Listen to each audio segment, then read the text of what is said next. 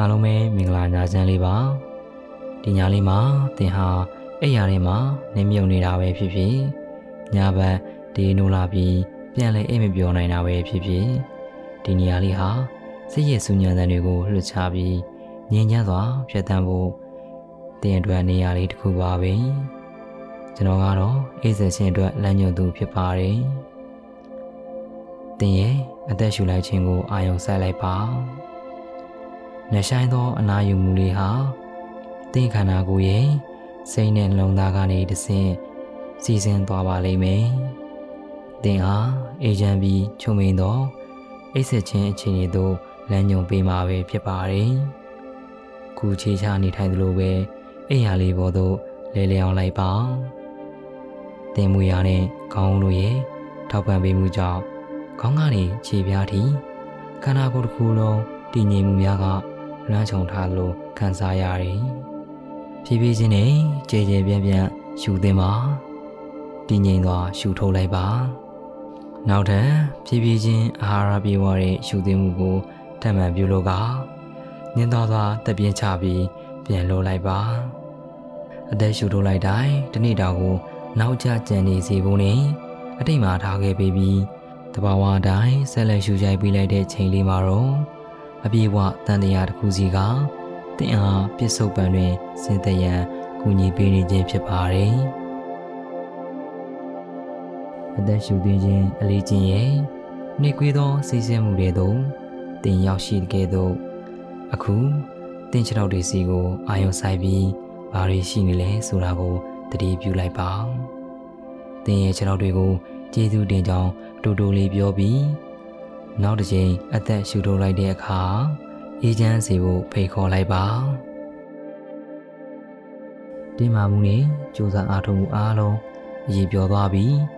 ၎င်းတို့ကိုလေးချိန်မဲစေပြီးအစိတ်အေးလက်အေးဖြစ်စေပါတယ်ခြေထောက်တွေပြေလျော့သွားသလိုတင့်ရဲ့အာယုံတွေကချစ်ချင်းဝင်များစီသို့ရောက်ရှိလာပါတော့တယ်ဒါတွေကိုခံစားမိခြင်းဟာဂီယူဆိုင်မှုနဲ့စူးစမ်းလိုစိတ်တို့ကပေါင်းဆက်သွားပါတယ်အသက်ရှူထုတ်လိုက်တဲ့အခါသူတို့ကိုလွတ်ချဖို့ဖိတ်ခေါ်ပြီးအပြေဝအနာယူခွင့်ပေးလိုက်ပါတင့်ခြေတော်အပိုင်းကိုသတိထားပါတင့်ခြေလုံးချက်သားများနဲ့ခြေစလုံးရိုးများကိုအာယုံခံခြင်းဖြင့်သူတို့ကိုမှုရရဲ့အထောက်ပံ့နဲ့နေမြုံနေခြင်းကိုမြင်အောင်ကြည့်ပါတို့ချိန်လေးမှာတင်တူများကိုခန်းစားမိသည်နှင့်များတတိပြုမိခြင်းဖြင့်ပျော်ပြောင်းခြင်းလုပ်ငန်းစဉ်ကိုလှုံ့ဆော်ပေးလိုက်ပါတင်ပေါင်ချမ်းနှင့်ပေါင်ရနောက်ကြွသားများတင်ပါးတွေနဲ့တင်ပစုံတွေစီသို့မင်းရဲ့နူးညံ့သိမ်ဝေပြီးစာနာတတ်တဲ့စိတ်တွေကိုပေးဆက်ပြီးဖြည်းဖြည်းချင်းသိမ်ဝေသာအသက်ရှူသွင်းလိုက်ပါအသက်ရှူထုတ်လိုက်တဲ့အခါတင့်ကိုအရေးပြောသွားအောင်ခွင့်အားတစ်ခုကပေးစွမ်းနေပါသည်တင့်တင်ပါနှစ်ဖက်ကနေခြေပွားထိဖြည်းဖြည်းချင်းရည်ရွယ်ချက်ရှိရှိနဲ့အသက်ရှူထုတ်ခြင်းဖြင့်အရှုံးပေးလိုက်ပါတင်ရဲ့ခြေထောက်များပုံမပေါ်ပါလာသည်ကိုခံစားရပါသည်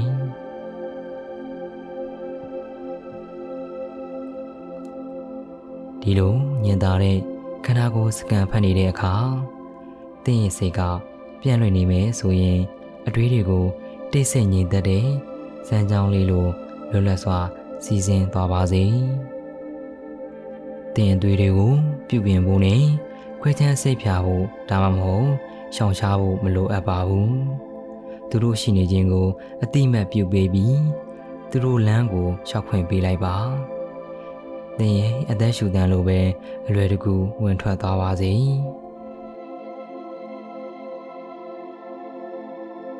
ထို့နောက်သင်ရဲ့ဒီစိတ်ကိုတင်ပစုံနဲ့ဝမ်းပိုက်ထဲသို့ပို့ဆောင်ပေးပါတည်ငြိမ်သောအသက်ရှူမှုတစ်ခုစီနှင့်အတူတဘာဝအတိုင်းကျယ်ပြန့်လာပြီးပျော်ပြောင်းလာပါလိမ့်မယ်အသက်ရှူသွင်းပြီးဖြင်းချင်းစွာရှူထုတ်လိုက်ပါသင်ရဲ့အာယုံကကြိုးရိုးတစ်ချောင်းရဲ့ကြိုးရိုးစင်များစီသို့စီစဉ်သွားပါတော့တယ်သင်ရဲ့အာယုံရောစနစ်ကိုယခုအနာယူခွင့်ပေးပါမင်းရဲ့အတွင်းစိတ်ကနေငြိမ်းချမ်းတဲ့နေရာလေးကိုပြန်လည်ရှာဖွေတွေ့ရှိဖို့တဖြည်းဖြည်းနဲ့မင်းရဲ့နှလုံးသားနေရာကိုရောက်လာပါလိမ့်မယ်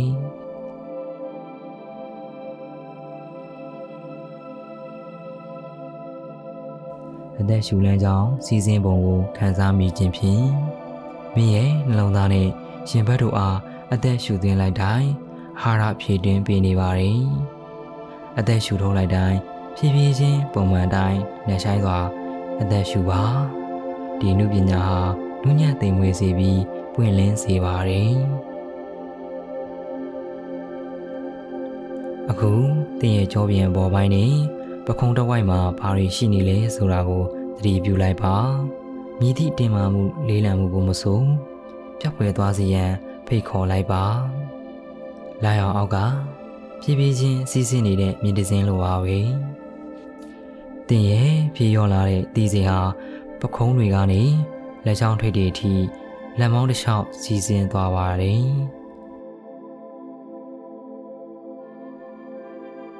တင်လက်မောင်းများကိုညှင်းသားသွားဖြေလျှော့ပေးလိုက်ချိန်မှာတော့တထောင်စင်များတက်တာစေပြီးပြန်လဲကောင်းမွန်လာပါပြီ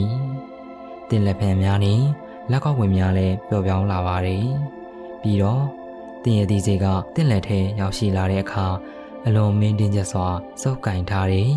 မြည်သည့်အရာကိုမဆိုတဘာဝအတိုင်းလေးလွတ်ချပေးလိုက်ပါတင်လက်များဟာလုံးဝပျော့ပြောင်းသွားသည်နှင့်အမျှတင်ရဲ့အတွေးခေါ်များလည်းပြေလျော့ပျော့ပြောင်းလာပါတော့တယ်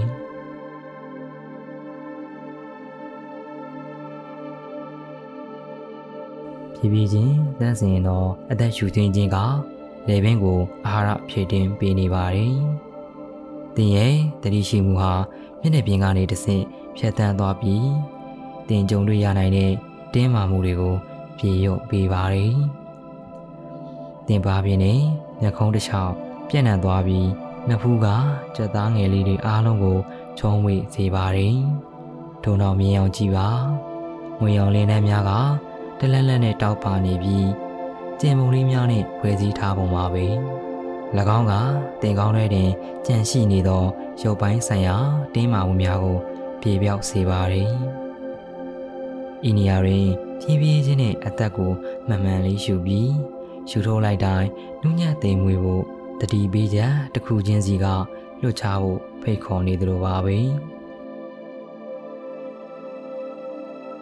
ယခုခဏလောက်အချိန်ယူပြီးတဘာဝတိုင်း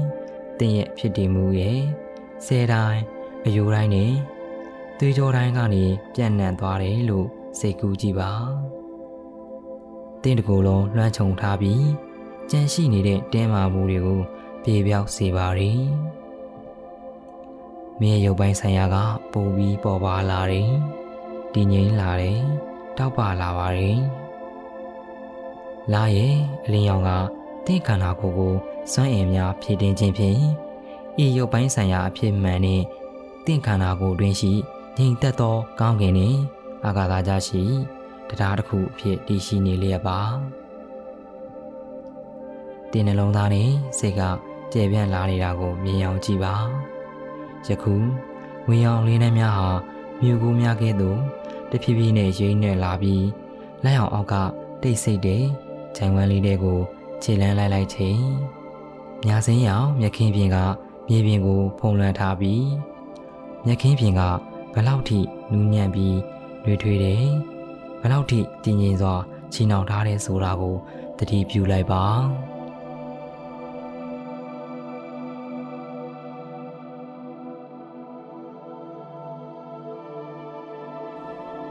ထိုချိန်တစ်သက်ထဲမှာပဲတိရှိကမြေချောင်းလေးကိုသတိထားမိလာမြစ်ကကျဲပြီးရေတိမ်ပါတယ်အခုမြင်ရတဲ့အတိုင်းပေနင်းငယ်သာနှက်ပါတယ်၎င်း၏ကောင်းကင်ရ၌ညရဲ့တောက်ပမှုကိုတင်အောစွာကြည့်နေမိတယ်မြင်ရဲ့မျက်နှာပြင်အပေါ်မှာဝေးရောင်လင်းနှန်းဖြင့်ပို့တိုက်ထားတဲ့ကဲ့သို့တောက်ပနေလျက်အတွင်ပိုင်းမှာလည်းတောက်ပနေပြီးရေစက်တစ်ဆက်ချင်းစီကိုလာအောင်ဖြင့်လွှမ်းခြုံထားပါတယ်။မြစ်ဟာရှုခင်းတစ်လျှောက်လုံးဘလို့ညင်သားသွားဝေကောက်စီးဆင်းနေတယ်ဆိုတာကိုသင်ကြည့်ရှုနိုင်ပါတယ်။ထိုမြေလေးဟာချစ်ခင်ကျင်နာတတ်သောနှစ်သိမ့်မှုပေးသောအလွန်ပြန်လည်ကောင်းမွန်လာစေသောစွမ်းရင်ဖြင့်ကဘာမြေကိုအလှဆင်ပေးနေပါတယ်။ဖြည်းဖြည်းချင်းနဲ့ညင်သားသွားမြစ်ထဲကိုချင်းကပ်ပြီးဖြည်းဖြည်းချင်းစီးဆင်းနေတဲ့ရေစီးကြောင်းတွေကို တင်းရဲ့လက်ချောင်းလေးတွေနှစ်လိုက်တဲ့ချိန်ရေကပိုးသားလေးလိုချုံဝေပြီးတည်ငြိမ်အေးချမ်းနေတယ်လို့ခံစားရတယ်။တင်းလက်တွေကိုနှွေးထွေးမှုနဲ့တောက်ပမှုတွေကဖက်တွယ်ထားပါတယ်။ဒီနှွေးထွေးမှုကခန္ဓာကိုယ်တစ်လျှောက်ပြန့်နှံ့သွားပြီးကြွက်သားတိုင်းကိုပြေလျော့စေဖို့တတိပေးနေတာကိုမြင်အောင်ကြည့်ပြီးအသက်အနည်းငယ်ရှူလိုက်ပါတင်းမာနေသောအဖူးထထားရာတင်းအောက်ကမြေကျန်းပြင်းနေသို့အရေးပြောသွားပါတယ်။တင်းအနားယူနေတဲ့မိရည်စန္ဒာမှာတစ်ဖောင်တစ်ခုရှိနေတာကိုတွေ့ရှိခဲ့တယ်။ဖောင်ကိုညကန်းနဲ့ချီနှောင်ထားပြီးထူထဲတဲ့ကျိုးတစ်ချောင်းကိုတင်းတတိထားမိတယ်။ဖောင်ဝင်လေးရဲ့အလဲဘိုမှာတက်တောင့်တတာရှိပြီးနူးညံ့တဲ့အဆောင်လေးတစ်ထည်လေးရှိနေပါတယ်။တင်းစင်တင်းဖြစ်တဲ့အခါဖောင်အိမ်ထဲသို့ဝင်ပြီးခန္ဓာကိုယ်ကိုအပြေးအဝအနားယူလိုက်ခြင်းအထောက်ပံ့ပေးနေသောခေါင်းရဲ့တက်တောင့်တတာရှိမှုတဲ့သို့အရေးပြောဝင်သွားပါတယ်။လာရဲ့အလင်းရောင်ကတစ်ပံဝန်းကျင်တစ်ခုလုံးလွှမ်းခြုံထားလျက်ဖောင်ကိုကုန်းမြေနဲ့ချီနှောင်ထားသောကျိုးလေးကိုညှင်းသားသွားဖြီးလိုက်ပါပြီးတော့တင့်ခန္ဓာကိုယ်ကိုနက်နက်ရှိုင်းရှိုင်းအနားယူပါစေ။ဆောင်းကိုခန္ဓာကိုယ်ပေါ်သို့ဆွဲတင်လိုက်ပါ။ဖောင်လေးကတင့်ရဲ့ခရီးကိုစတင်ပြီးမြစ်တစ်လျှောက်တင့်အားဖြည်းဖြည်းချင်းနဲ့လုံခြုံစွာတည်ဆောင်သွားပါတယ်။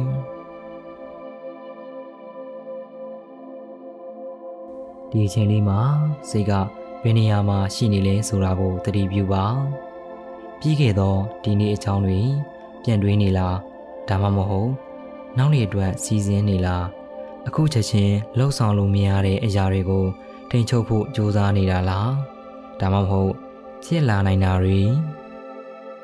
မဖြစ်လာနိုင်တဲ့အဖြစ်အပျက်တွေကိုကြိုတင်ခံမှန်းနေတာလားဤကဲ့သို့လှည့်လည်တွေးတောနေခြင်းကစိတ်ရဲ့သဘာဝပဲဖြစ်ပါတယ်ထူးဆန်းတာဒါမှမဟုတ်ပုံမှန်မဟုတ်တာဘာမှမရှိပါဘူးသို့တော့ကျွန်တော်တို့ရဲ့ခေတ်သစ်ဘဝများတွင်ကျွန်တော်တို့ရဲ့စိတ်မှာအလွန်အမင်းလှုပ်ရှားနေလေရှိပါတယ်အနားယူခြင်းရောက်တဲ့အခါကျွန်တော်တို့ရဲ့အတွေ့အကြုံကိုလျော်နေလာအောင်လုပ်ဖို့အခက်အခဲရှိပါတယ်ဒါကြောင့်မြစ်ရဲ့စီစဉ်မှုနဲ့ကိုညှိယူဖို့အချိန်ခဏယူပါမြစ်ရဲ့ဖြည်းဖြည်းချင်းနဲ့တည်ငြိမ်တဲ့ရေလျားမှုမျိုးကိုရရှိစေဖို့တင့်စိတ်ကိုဖိတ်ခေါ်လိုက်ပါမြစ်ရဲ့စီစဉ်မှုဟာဘယ်ကူမှရောက်ရအောင်နဲ့အလင်းစလိုလှုပ်เสียမလိုပါဘူးဒါမှမဟုတ်နောက်တစ်ခွေကိုရောက်ဖို့ပြိုင်ဆိုင်နေတာမျိုးလည်းမရှိပါဘူး၎င်းကတည်ရှိနေခြင်းနဲ့တည်ငြိမ်အေးချမ်းမှုကိုပေါ်ဆောင်ပေးပါတယ်သင်လည်းထိုကဲ့သို့လှုပ်ဆောင်နိုင်ပါတယ်ကျွန်တော်တို့ရဲ့အာယုံ၅ပါးတို့တည်ငြိမ်နေသောအခါစိတ်သည်တဘာဝအတိုင်းနှိကွေးပြီးတိတ်ဆိတ်သွားပါတယ်ဘယ်လိုနာမ်မျိုးနဲ့ဘယ်လိုအတန်မျိုးလဲဆိုတာခံစားရပြီးဘယ်လိုရတာမျိုးလဲဆိုတာကိုဒီနေရာမှာအရာအလုံးလွှမ်းခြုံထားပုံရပါတယ်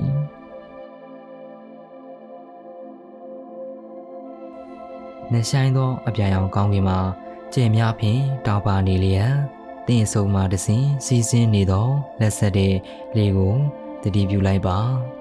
တင်းခန္ဓာကိုယ်အောက်ကထောက်ပံ့ပေးနေတဲ့ခေါင်းနဲ့ဆောင်းတဲ့နှွေးထွေးမှုနဲ့စီစဉ်နေတဲ့တန်စင်လေးကတည်ငြိမ်အေးချမ်းမှုနဲ့နှဆိုင်တဲ့အလွှာတွေထဲသို့လွတ်လပ်စွာမျောပါသွားစေဖို့ခွင့်ပြုနေလျက်ဒီဒိတ်စိတ်ငြိမ်သက်တဲ့နေရာလေးကိုတင်ခံစားနိုင်မယ်လို့တော့စိတ်ကူးကြည်နိုင်ပါတယ်အနားယူဖို့ကလွဲပြီးဘာမှလုပ်เสียမလိုပါဘူးတိမ်မွေသောရေစီးကြောင်းတွေကဖောင်ကိုရွေလျားစေသည်နှင့်အမျှတင့်အတွက်စိုးရိမ်ပူပန်မှုတွေပြဿနာတွေဒါမှမဟုတ်တင်းမာမှုတွေအားလုံးခြံထားခဲ့လိုက်ပါ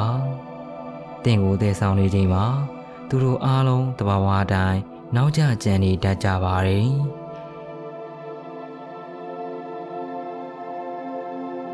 တင်ခြေဘွားကနေကောင်းထိခန္ဓာကိုယ်တစ်ချောက်တိစိတ်ကိုညင်သာစွာလမ်းညွှန်ပေးနိုင်ပြီးကြွသားတိုင်းကိုလွှတ်ချဖို့တတိပေးနိုင်ပါတယ်။ဘာလို့လဲဆိုတော့တင်အနားယူနေချိန်မှာ ခန္ဓာကိုယ်ရောစိတ်ပါတဘာဝတိုင်းပြည့်ရော့သွားလိုပါပဲတင်းအသက်ရှူတဲ့တဘာဝစည်းချက်ကိုအသက်ရှူတဲ့တိုင်းတတိထားမိတာကတင်းအားနှဆိုင်စွာအာဟာရဖြည့်တင်းပေးပါတယ်ပြီးတော့အသက်ရှူထိုးလိုက်တိုင်းတင်းအားနူးညံ့စေဖို့ကူညီပေးပါတယ်အသက်ရှူသွင်းလိုက်တိုင်းအာဟာရဖြည့်တင်းပေးပြီးအသက်ရှူထိုးလိုက်တိုင်းနူးညံ့လာပါတယ်အထူးနီလန်းနဲ့အသက်ရှူစရာမလိုပါဘူးတင်းအသက်ရှူမှုထဲမှာရှင်သန်နေတဲ့မွေးရပါအသိပညာကိုလက်ခံဖို့နဲ့တန်တရားတစ်ခုစီကိုသူ့ဆန္ဒအတိုင်းစီစဉ်ခွင့်ပြုလိုက်ပါထိန်ချုပ်စရာလည်းမလိုအပ်ပါဘူးဒိုအချိန်လေးမှာမင်းရဲ့အမြင်အာရုံက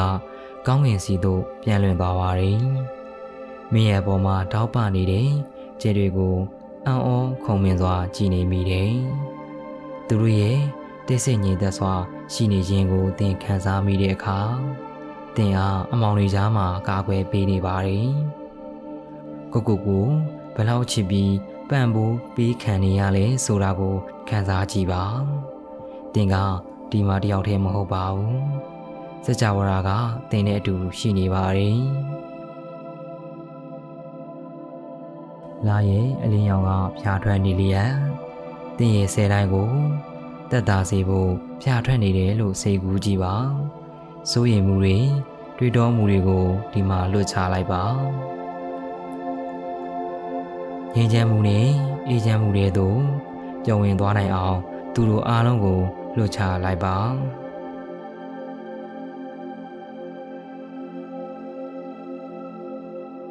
အခုသင်ရဲ့ဖောင်းလေးကနေလာနေပြီ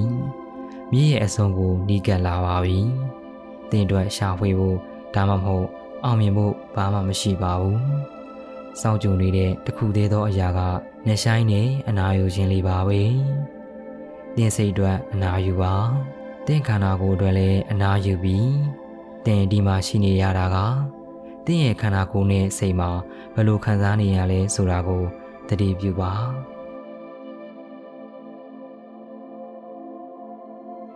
စိတ်အေးလက်အေးနဲ့နှမျိုးစလုံးတိတ်ဆိတ်ငြိမ်သက်ခြင်းနဲ့ငြိမ်ချမ်းခြင်းမျိုးခံစားရပြီးအိပ်ပျော်ခြင်းတွေကိုနောက်ဆုံးအရှုံးပေးလိုက်ဖို့ဒီမှာရှိနေပါတယ်နောက်ဆုံးမှာသင်ရဲ့အိမ်မက်တွေကချုံမြင်ပြီးမင်းရဲ့အိပ်ဆက်ခြင်းကကောင်းမွန်ပါစေလို့ဆန္ဒပြုရင်